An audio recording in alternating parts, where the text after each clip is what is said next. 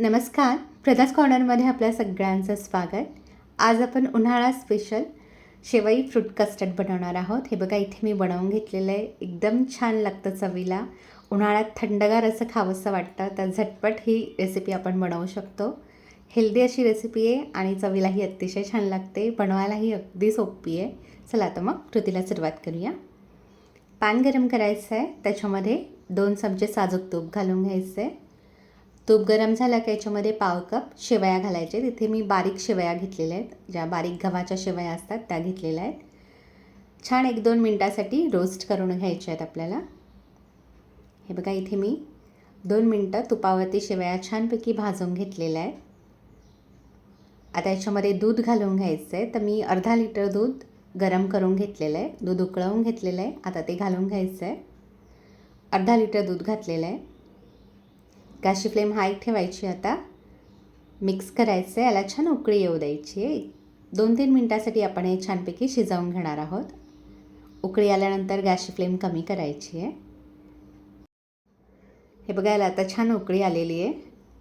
गॅसची फ्लेम कमी करायची आहे आणि हे असंच 2 मिनटासाठी आपण शिजवून घेणार आहोत. हलवत राहायचं आहे कंटिन्युअस, म्हणजे शेवया खाली लागत नाही. जास्त वेळ लागत नाही या शेवया शिजायला. अगदी 3-4 मिनटामध्ये शेवया शिजून तयार होतात.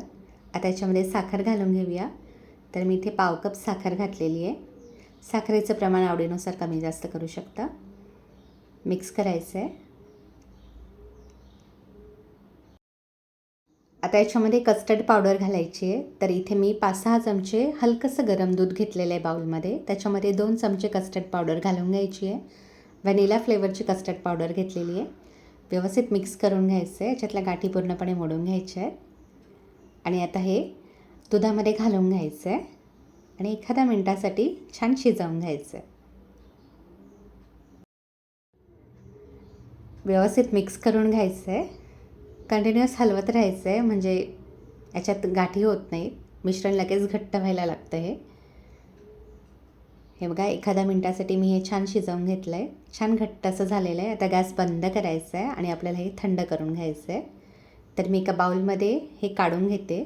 इथे सेवई कस्टर्ड तयार झालेलं आहे, ते काढून घ्यायचं आहे बाउलमध्ये आणि पूर्णपणे थंड करून घ्यायचं आहे आपल्याला. थंड झाल्यानंतरच याच्यामध्ये कट केलेली फ्रूट्स घालून घ्यायचे.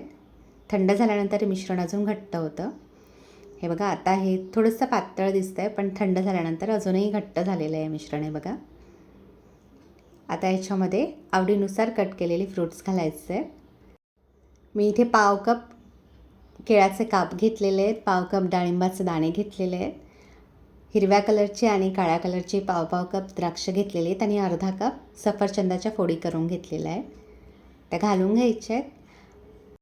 फ्रूट्स आपल्या आवडीनुसार याच्यामध्ये घालायचे आहे. त्याचं प्रमाण पण आपण कमी जास्त करू शकता.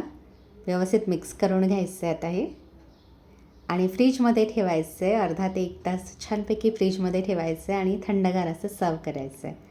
हे बघा, 1 तासानंतर हे सर्व करायचं आहे. एकदम छान थंड झाल्यानंतर चवीला अतिशय छान लागतं. वरनं आपल्याला हवं असेल तर थोडेसे चॉप केलेले ड्रायफ्रूट्स पण घालून गार्निश करू शकता. इथे आपलं मस्त समर स्पेशल सेवई कस्टर्ड तयार झालेलं आहे. तर नक्की ह्या पद्धतीने रिझल्ट तयार करून पहा आणि मला कमेंट बॉक्समध्ये आपले रिप्लाय नक्की कळवा. आणि माझा व्हिडिओ आपल्याला आवडला तर चॅनलला लाईक, शेअर आणि सबस्क्राईब करा.